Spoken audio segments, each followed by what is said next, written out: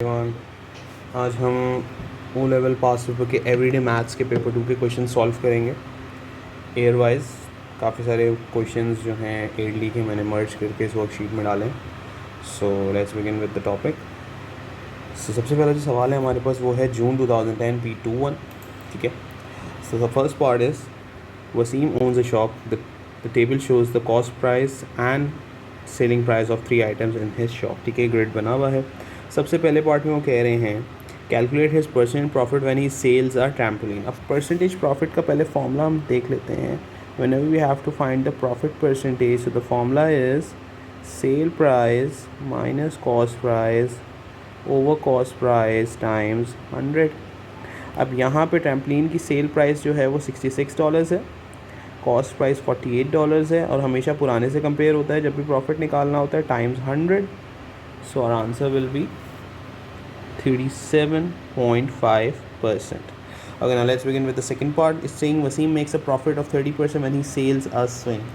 ठीक है, calculate the cost price of X of a swing. ठीक है, तो इसके लिए we have to suppose that the cost price is X and the profit percentage is 30%, मतलब कि ओरिजिनली 100% था जिस पे 30% ऐड हुआ profit. So now the selling price in terms of percentage is 130% and the sale price is already given in the question which is 19.50. तो आप simple आपने करना क्या है कि x वो कॉस्ट प्राइस है जिस पे जब 30% प्रॉफिट ऐड होता है तो सेलिंग प्राइस 19.50 हो जाती है। So we need to find the cost price. So again we have to shift 100 on that side. So it will be 19.50 times 100.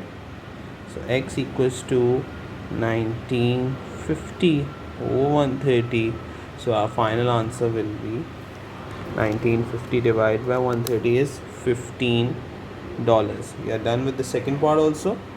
चलिए अब अगले पार्ट पे आते हैं। वो कह रहे हैं ना sell the selling price of a bicycle reduce by 20%। तो टेक्निकली अभी सेलिंग प्राइस ऑफ बाईसाइकिल कितनी है, $110 है, और वो अब कह रहे हैं जब उसे सेल किया गया तो उसकी प्राइस सेलिंग प्राइस जो है 20% से गिर गई। सो आपने सिंपल क्या करना है, you have to find the 80%, because 20% तो रिड्यूस हो चुका है। इसका मैं फॉर्मूला बता भी देता हूँ आपको। सो टेक्निकली ये होगा हमारा, एक minute, so it will be 100 minus 20 over 100 times 110। Okay, तो इससे मुझे आंसर मिल जाएगा। So 110 times 80 divide by 110 times 80 divide by 100, so it's coming $88। Okay जी, now let's move towards last part of this question. वो कह रहे हैं थर्सडे स्पेशल में save 10% off the sale price, Jaspreet bought a bicycle on Thursday. ठीक है, calculate the difference between the amount Jaspreet paid and the cost price. ठीक है, तो सेलिंग प्राइस पे 10% ऑफ मिल रहा है, तो ओरिजिनली हमारी सेलिंग प्राइस कितनी है अभी, 88। So we just have to find 10% off 88, सही है, या फिर 90% निकाल लो डायरेक्ट, आपको पता चल जाएगा कितने का बिका है। सो 79.2 इज़ योर सेल प्राइस। ठीक है, अब वो कह रहे हैं what is the difference between the cost price and the sale price. तो कॉस्ट प्राइस देख लें, यहाँ पे कॉस्ट प्राइस हमारे पास $82 गिवन है, और हमारी जो नई सेलिंग प्राइस है वो आप कह लेंगे 79.2 है। सो 82 minus 79.2, so final answer the difference is $2.80। Okay, now let's begin with the next question. It's June 2010 P22. So the question says Sarah bought some soup, apples and mushrooms from her local shop. The table shows some of the amounts and prices. अब आते हैं parts पे इसके। P cans of soup at 90 cents per can। ठीक है, अब वो कह रहे हैं आपने एक कैन अगर 0.90 का है, मैं इसको रेशियो मेथड से कर रहा हूँ, ठीक है, तो अगर आप P कैंस ख़रीदते हैं तो उसकी कॉस्ट बनती है 6.30। ठीक है, एक केन की कॉस्ट अगर 0.90 है, और वो कह रहे हैं अगर आप P केन्स ख़रीदते हैं तो बताएं उसकी कॉस्ट अगर 6.30 तो आपने कितने केन्स ख़रीदे। So you just have to do cross multiplication. So P equals to 6.30 over 0.90, so it's 7. So the value of P is 7. Now let's move towards the next part. अब वो कह रहे हैं कि अगर नेक्स्ट पार्ट की बात कर रहा हूँ, अगर 1 kg क्यू डॉलर्स का है तो 1.5 kg जो है वो $4.35 का है। तो बताएं 1 kg की कॉस्ट क्या है। ठीक है, वो कह रहे हैं अगर पर kg क्यू डॉलर्स का है और आपने 1.5 kg ख़रीदा है जो कि 4.35 का पड़ा है, तो बताएं पर kg की कॉस्ट क्या होगी। So it will be Q equals to 4.35 over 1.5 which is 2.90. Now let's move towards the next part. वो कह रहे हैं आर किलोग्राम मशरूम्स एट 6.40 पर किलोग्राम। ठीक है, अब वो कह रहे हैं कि अगर 1 kg 6.40 का है तो बताएं $1.60 में कितना kg आप ख़रीद सकते हैं। So it will be R equals to 1.60 over 6.40. So our answer will be 1.60 divided by 6.40, it's 0.25. So answer for P is 7, for Q it's 2.90 and for R it's 0.25. Okay जी। अच्छा जी, अब नेक्स्ट पार्ट में वो कह रहे हैं सारा gives a shopkeeper $20 to पे all these items. ठीक है, तो अब उसको पूछ रहे हैं कि कितना चेंज उसे वापस मिला होगा। तो सिंपल आप क्या करेंगे, $20 में से सब अमाउंट्स को आप माइनस कर दें, which is 6.30, 4.35 and 1.60. So answer will B 12.25. सम आ गया, 20 में से इसको माइनस कर लें, सो विल बी 7.75. ओके, इसी के ही नेक्स्ट पार्ट पे आते हैं। अब वो कह रहे हैं एक मशीन है जिसकी कॉस्ट जो है वो $980 है, लेकिन अगर आप कैश पे नहीं ख़रीदते और कोई फाइनेंस ऑफ़र लेते हैं, कोई इंस्टॉलमेंट प्लान लेते हैं, तो वो प्लान कुछ ऐसे है कि आपको इनिशियली टोटल कॉस्ट का 20% डिपॉजिट देना होगा और जो रिमेनिंग है अमाउंट 24 मंथली इंस्टॉलमेंट्स में आपको देने होगी। पर मंथ आपकी इंस्टॉलमेंट होगी $36 per month. So this is a hire purchase question. सबसे पहले हायर परचेज़ का फॉर्मूला लिख लें, deposit plus total installment amount. Total installment amount का मतलब है the sum of all the installments. ठीक है, so now let's begin with the question. सबसे पहले मैं क्या करता हूँ, मैं डिपॉजिट निकाल लेता हूँ। डिपॉजिट कैसे निकलेगा, we just have to find out 20% of 980, so that's 196.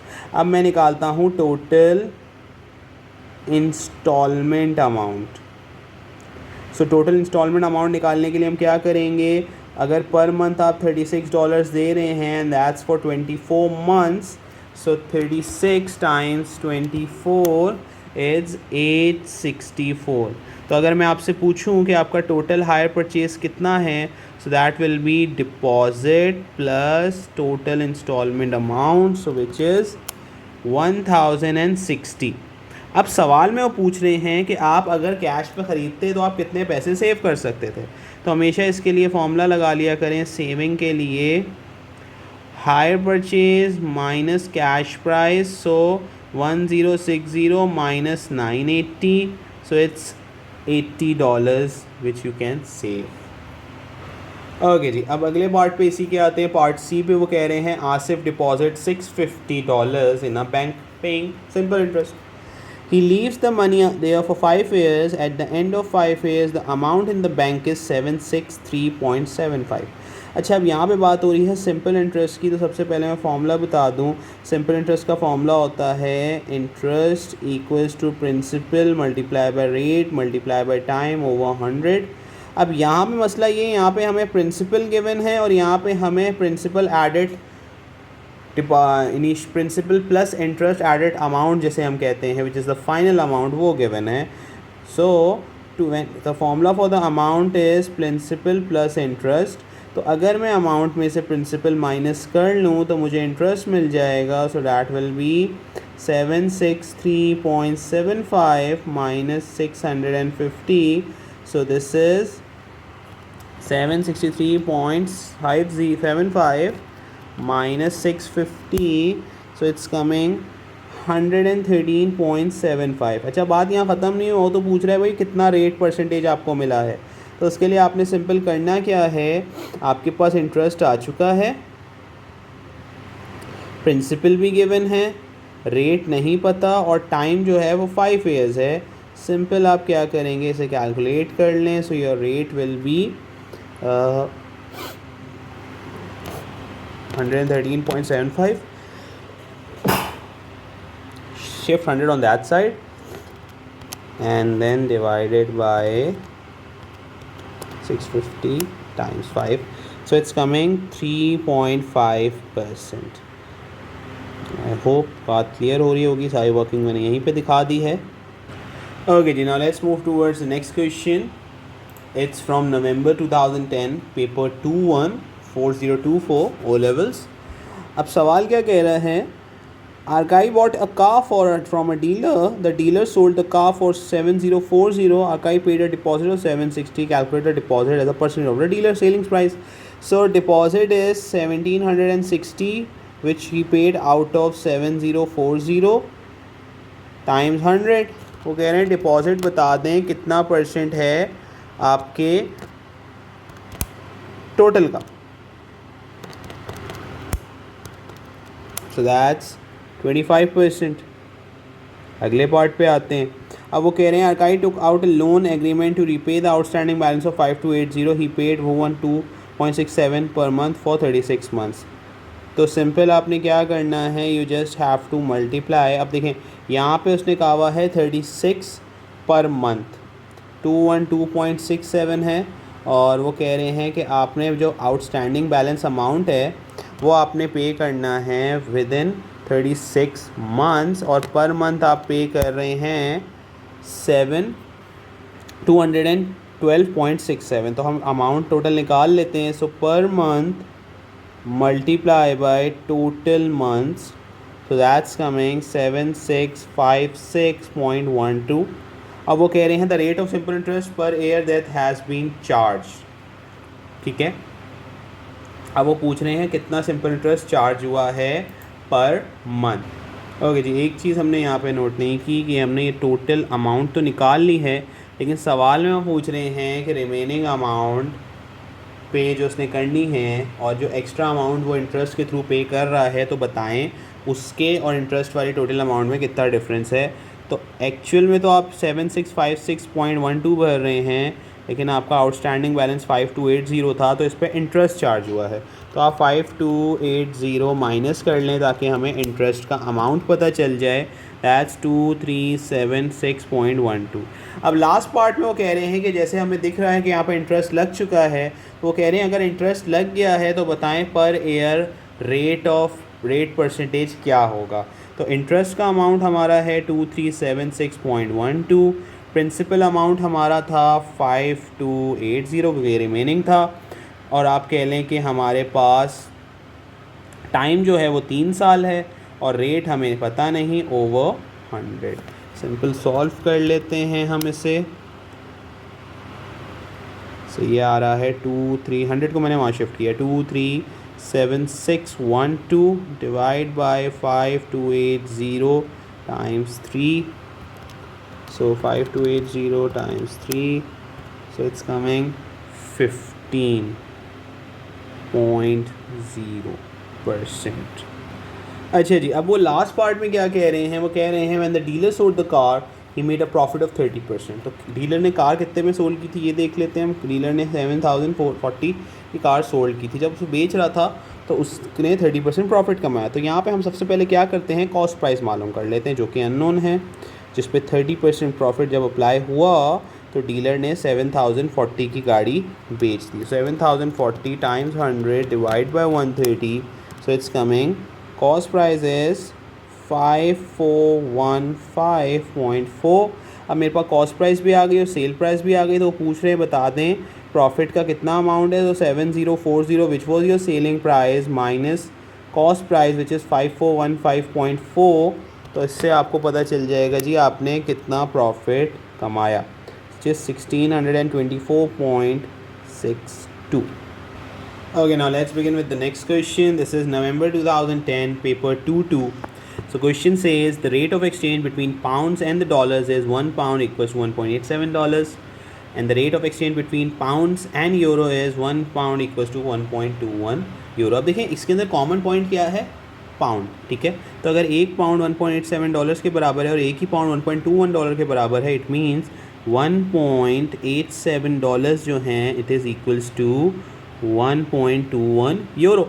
अब सवाल में क्या कह रहे हैं कि calculate Catherine exchange 500 pounds into dollars, ठीक है।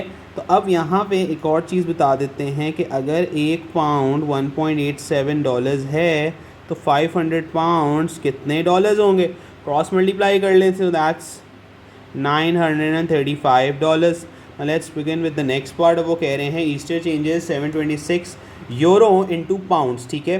तो अब जैसे मुझे पता है कि अगर एक पाउंड $1.21 है, 1.21 यूरो है, सो 726 यूरोज़ कितने पाउंड्स होंगे। So again we have to do the cross multiplication thing.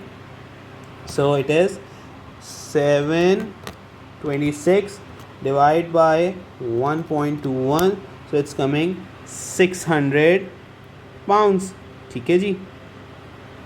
अच्छा, अब वो कह रहे हैं Rose changes 850 dollars into euros, ठीक है। तो अब डॉलर्स इंटू यूरोज़ तो हम देख चुके हैं कि अगर एक $1.87 1.21 यूरो के बराबर हैं तो $850 कितने यूरोज़ होंगे। So again we have to do the cross multiplication thing. So 1.21 times 850 then divided by 1.87, so it's coming 550.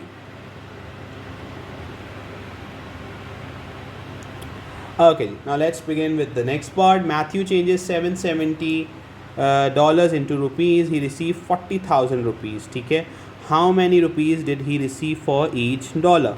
तो यहाँ पे हम करेंगे क्या, जैसे वो बोल रहा है कि $770 आपके 40,000 रुपीज़ बनते हैं, तो बताएं $1 में उसने कितने रुपए लिए होंगे, उसको मिले होंगे। So x equals to 40,000 divide by 770, so it's coming 51.9. Now let's begin with the next part. It says Lily bought a car for $13,500. She paid for it in 36 equal monthly installment. Calculate the amount she paid each month. So what you have to do, you just have to divide the total amount with the total number of months to find per month amount.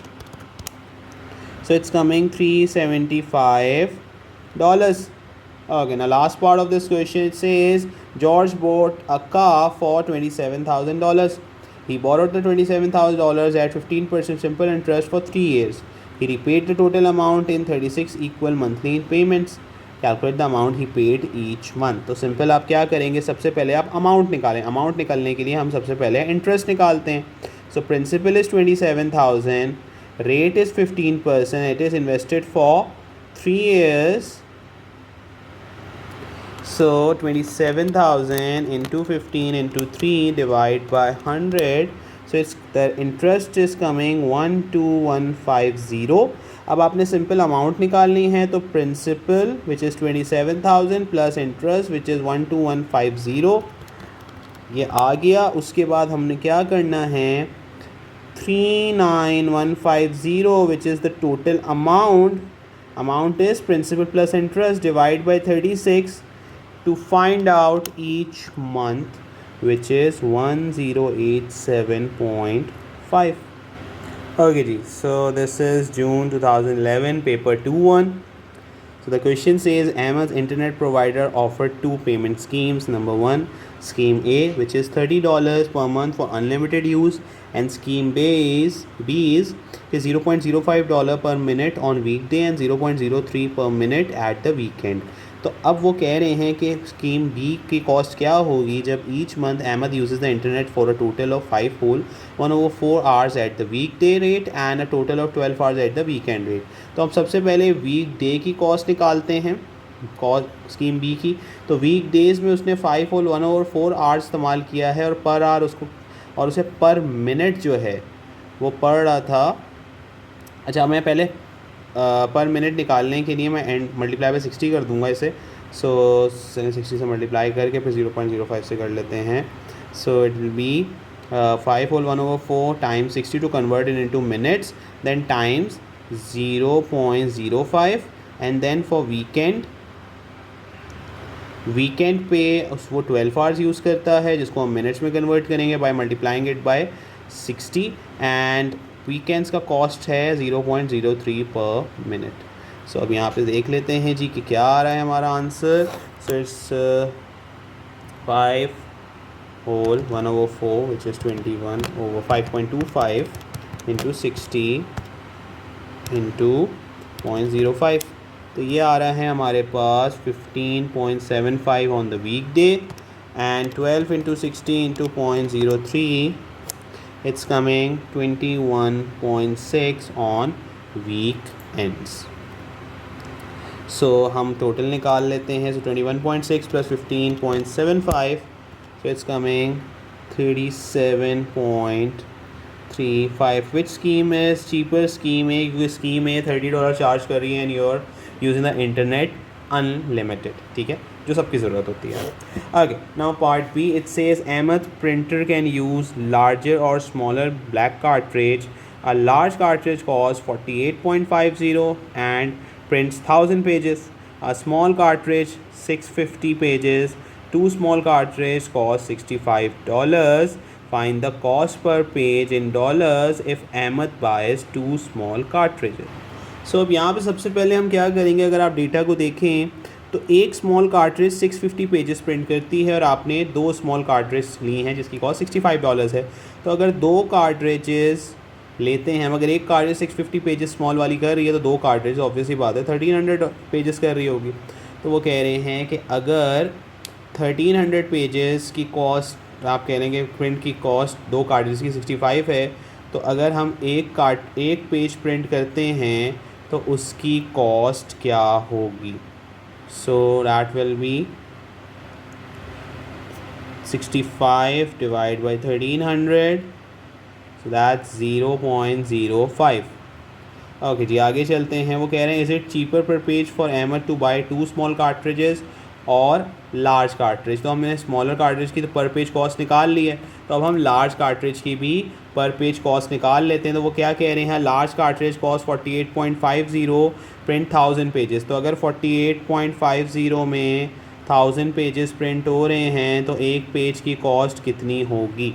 So simple हम क्या करेंगे, 1000.48.5 divide by 1000, so it's coming 0.0485 which is lesser than the small cartridge cost, ठीक है जी।